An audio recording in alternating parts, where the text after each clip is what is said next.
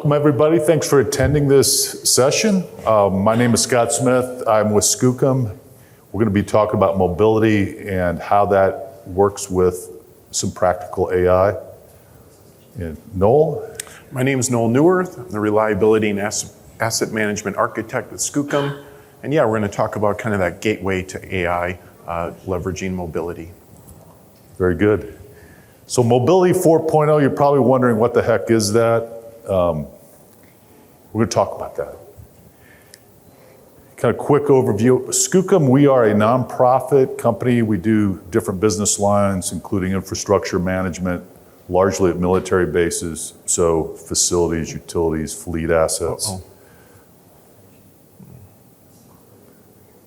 That doesn't like that. We've got about 25 sites around the U.S. We do put a lot of focus in best practices and Maximo digital capability. That is something our clients want, quality data to do asset management. We also need for internal efficiency and to compete and win new contracts. So Mobility 4.0, we're going to start with Industry 4.0. Some of you may have heard these buzzwords. If these economic gurus talk about this, but we went from mechanized with steam engines to electrification, automation with computers. The Industry 4.0 relates to digitalization, where we have sensors, AI, machine language, and all that good stuff. There's actually a maintenance 4.0 piece to that, which is intended to enable Industry 4.0. Reliability.web has an ebook on that.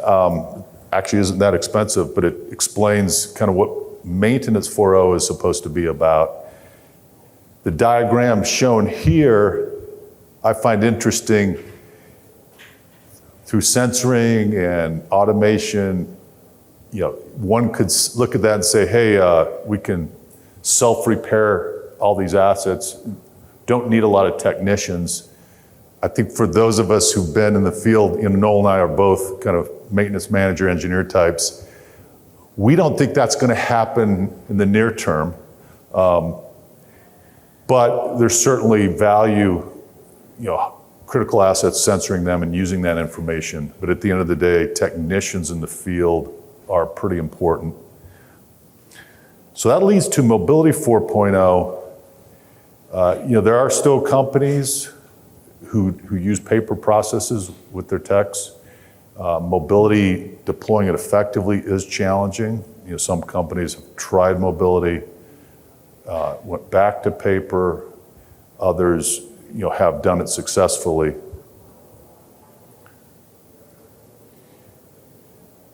On the left, that's actually one of the client sites we looked at. They use paper work orders. So they print out from their CMMS, hand it to their techs fill it out, scribble notes in the bottom, asset information, there's checklists they get. There's literally boxes of paper that they have collected. So trying to transcribe that with quality entry and integrating it back into the CMMS with BI or whatever, takes time, effort, delay, transcription errors, swivel chair integration. Seems like so. Go forward. On the right is that maintenance 4.0 where we have everything digitized. So in between, I'm going to speak for Department of Defense. If you go to installations, do you have a quality asset list? And is it current? And do you have good information? Make, model, serial, condition rating. The answer invariably is no. And I would argue in the commercial sector, same thing. Does that refinery have quality asset information? So if you don't have that baseline data, doing AI or ML, in our opinion, is pretty hard. So if we go with the Terminator scheme here, what we want to do at Skookum is to enable our techs, make them the Kyle Reeses. So if you remember that movie, Kyle Reese was the guy fighting the cyborg Schwarzenegger. So effective mobility where it adds value to the technician, they have information to do their job better. We're also getting quality information from the technician, streamline entry, whether it's speak to text or other capabilities. Very important. We do believe, censoring information is part of that mix, but we really need to focus on the technician in the field. And that's not the same for every company. If you were at the first session, you heard about Morgan Foods. They're a manufacturer of food, and they got a production line with a lot of expensive production equipment. They're highly censored. You can put more emphasis on censoring as kind of the nexus of integration.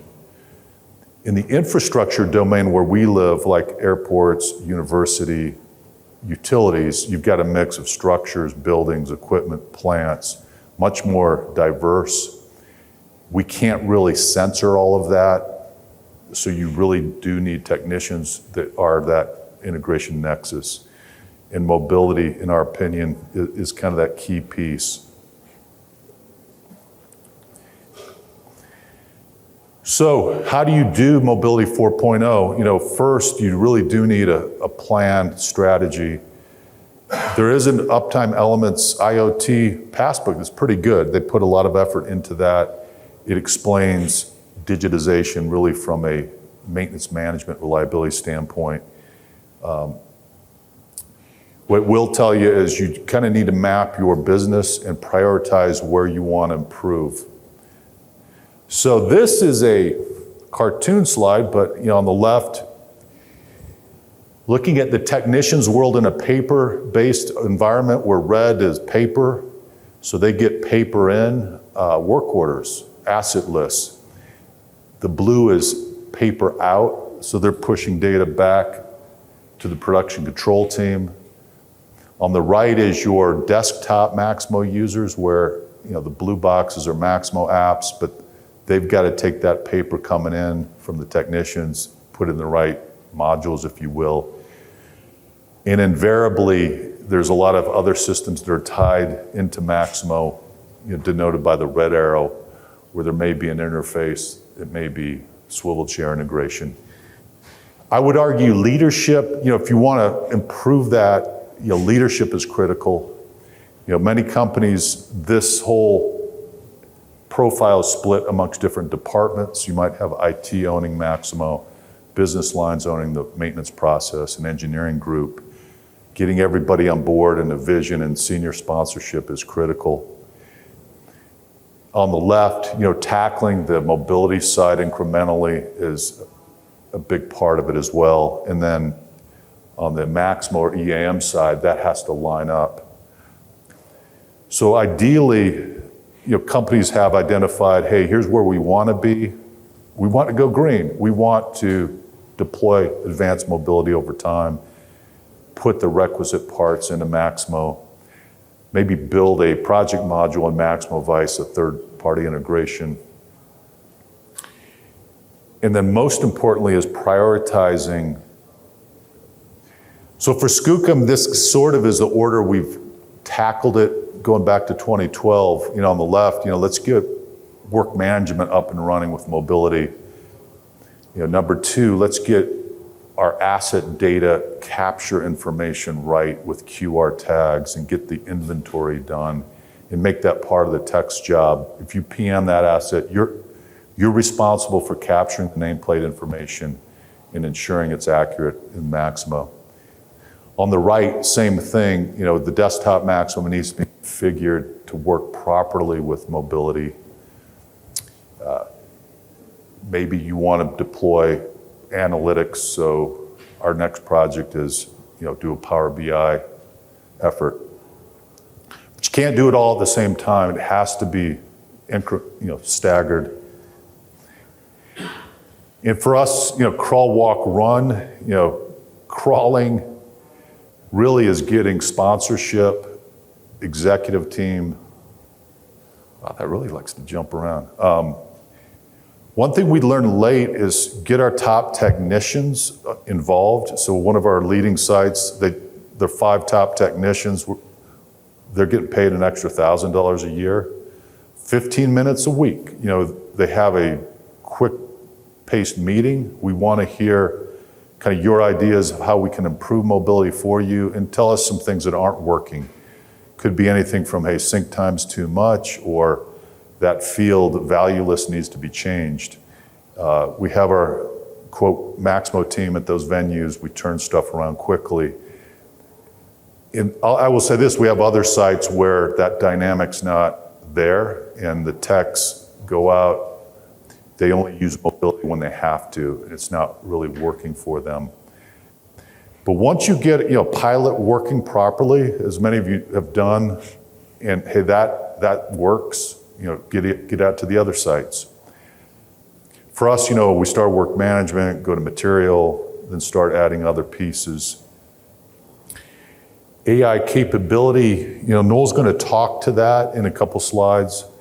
A lot of things that are happening both within Maximo and third party, they have, quote, AI in them. We're going to talk that.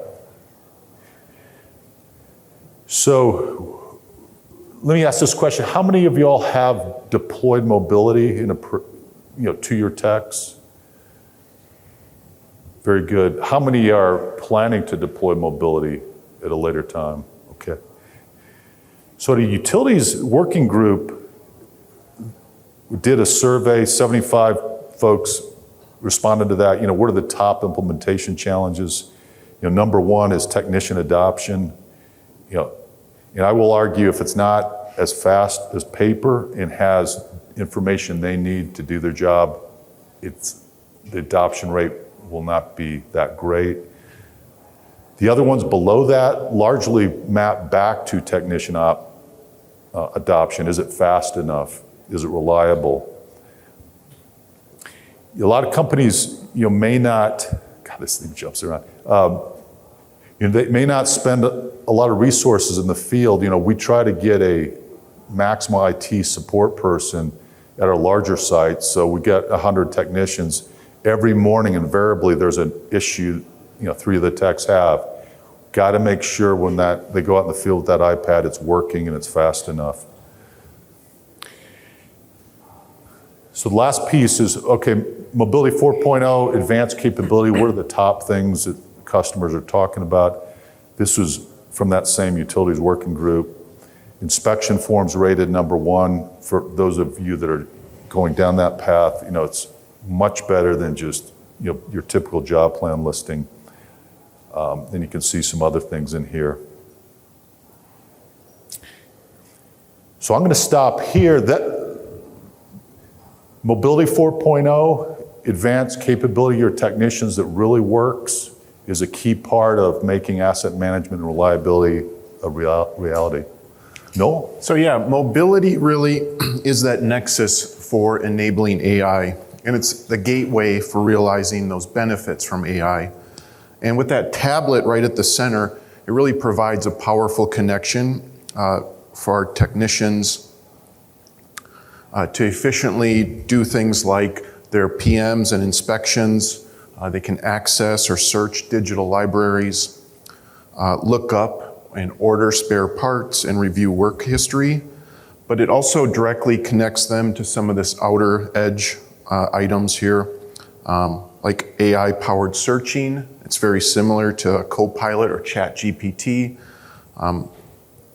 And it's rooted in more of the business-specific data and models.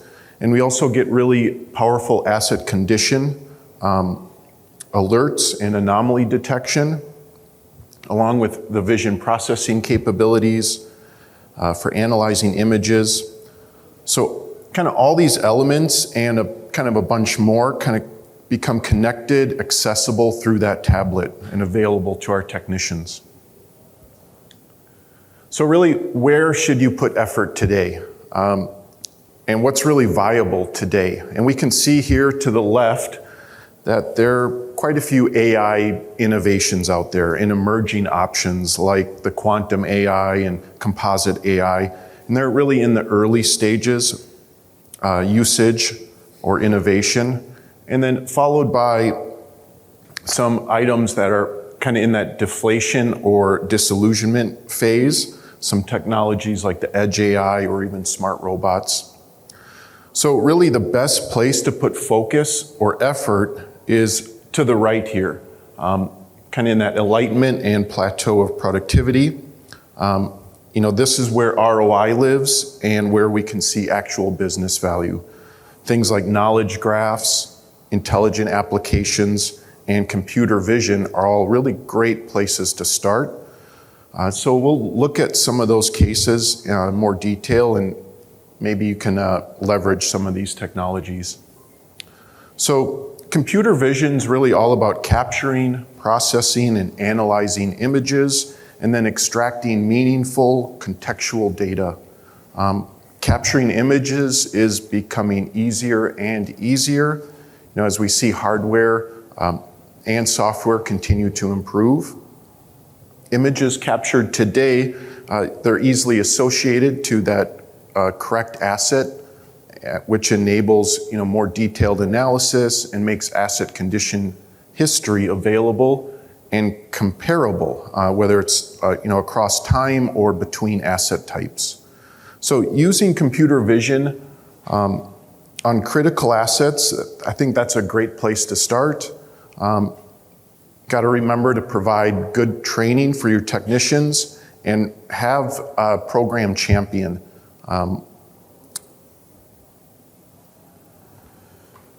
And it's also important to keep the program going, having that champion in place in the training, and provides you with the best value for the effort.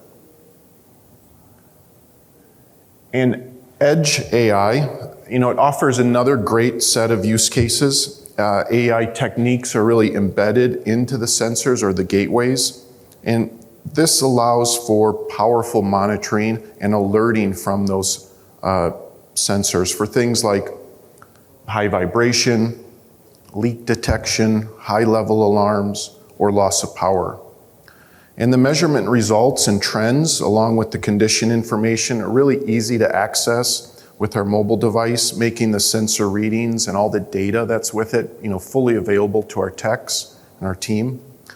And aligning these types of sensors, again, to critical assets and some of the known failure modes can be kind of an easy solution for improving condition monitoring and leveraging those smart alerts, using trending and insights with AI. These sensors, these types of sensors, they do rely on a cell signal or some type of network, which could be an issue for remote assets or isolated assets. But so far, our experience at very little connectivity issues and a lot of success with these type of sensors. And the next one, intelligent apps. These deliver autonomous responses to people in a variety of different ways. And within Maximo, we're really seeing more and more examples of AI being used across the different apps. I think work order automation is a great example of autonomous responses that are based on learning adaptation.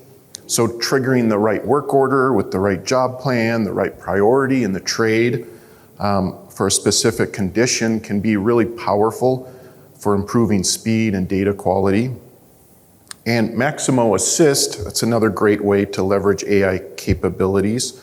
It's trained on specific manuals or work orders to provide guidance and knowledge to really help those technicians with diagnosing or repairing equipment. There's also some really great industry-specific solutions out there, like Ray from Reliability Web or Bluon for HVAC. They're specific assets. They have powerful AI search capabilities, again, industry-specific. And when it comes to selecting intelligent apps, I think it's about finding a compelling use case and functional champion, again, to drive the program and really develop technician buy-in, create that success. And some final AI use cases to think about, accelerating data capture with vision processing. So this top one here, it just converts text from the nameplate photo.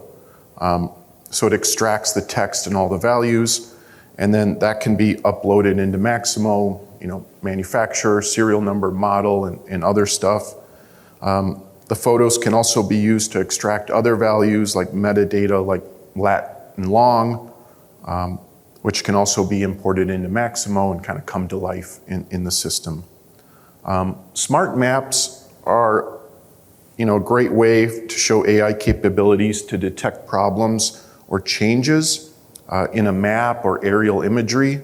So tracking pavement or roof conditions really becomes simplified with AI.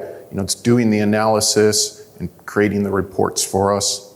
And then finally, leveraging AI for automation, for automating our business processes. That can be a really high ROI, using smart logic to automate business functions, along with conditional expressions and robotic process automation and some other tools. Can be a great way to kind of layer different AI and automation technologies to fill gaps or to really make your process more streamlined and efficient. So I think some main takeaways. Having core technician mobility is critical. Paper-based processes, I think, are coming to end of life and, just aren't really going to cut it in today's advancing landscape. Getting to advanced mobility is a game changer, and it goes beyond basic work order tracking and really extends capabilities into reliability and asset management. So be sure to prioritize effort based on actual business needs and some type of ROI. I think that's really important. And then finally, you need to have both strategy and tactics. Strategy really delivers that long-range digitalization plan, with a map or milestones. And then while tactics, those are needed, for phasing that mobility plan, from moving from crawl to walk, and then finally to run. Questions? So this thing keeps auto-advancing, sorry for that. A lot of info there. Most of the use cases Noel talked about, we have piloted or deployed, but that did come after getting the core capability out and running and techs getting comfortable and effective on mobility. Any questions or comments?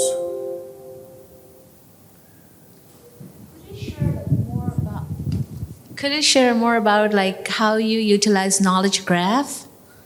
Do you have any use case for that one? Typically, we've seen AI in our Power BI screens for driving insights in Power BI so users can ask a question about the data. So it's looking at our specific data sets. That's one way we're seeing in knowledge graphs. There's a couple other built-in AI solutions in Power BI that we use as well. So that's where we're really kind of seeing that come to life. We are kind of big on Power BI. Noel has been one of our architects there, but Microsoft is adding capability into that platform. I think they have embedded Copilot now. Yep. That said, there's some third-party products that do more exotic things. We try to stay in the practical box, but we do like where products like Power BI are going from a BI AI standpoint. Any other questions?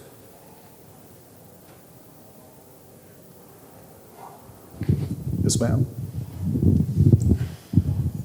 Hi, I was just wondering, is there anything you would do differently? I'll speak to the functional side. I was a site manager. We did go live with Mobility Day 1. When we get a new contract or site, we actually hire a new workforce. We get 2 hours of training with the technicians, and then we go live. So what I would have done differently, we did do a good job kind of mapping the work management process, but we stopped there in material management, doing purchase requests, and some other functions we didn't do. So when we deployed to 100 technicians and we realized we don't have a viable PR app. We had to go back to paper, and there's a lot of churn there. And a number of the texts are like, hey, you told us mobility would work day one, you're wrong.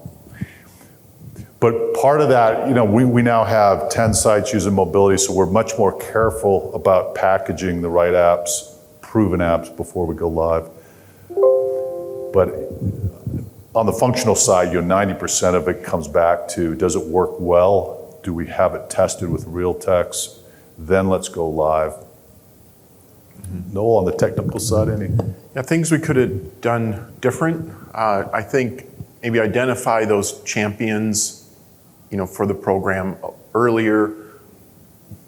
Put more focus on those folks to help drive the training at each individual shop. That kind of primary communication person. And now we've kind of grown that program and have developed that a little more, but yeah. Very good. Yes, sir. Just curious what platform you use for your technicians for mobility? We do use EasyMax since 2012. And there's a lot of mobile products out there. One of our primary criteria is it easy for the technicians. That was kind of a driving factor in that selection. Do you find there are like latency issues with the app, or connectivity things that you guys have to work through to help the technicians? So, that's a great question. For us grizzled Maximo people, going back to the 90s when we had bricks or trying to do mobility, the seamless online offline capability was a problem. The newer software like EasyMax are pretty seamless, online, offline. The challenge though, like one of our sites, I was a site manager, the connectivity was good enough where techs are like, I can get away with online mode, when in reality, they're gonna be in a mech room or certain parts of the base, they really need to use offline. So getting them to sync once a day or so and get comfortable with that was a challenge. We had to keep repeating that. There's a training aspect to that. I would argue the technology will work, but you got to make sure syncing is configured and efficient. Sometimes there's database tuning that needs to happen to go from say 2-hour sync to 2 minutes. But that's an important part, particularly if you're like field distributed or you got plants with bad connectivity, you really have to have solid offline mode. Great, thanks.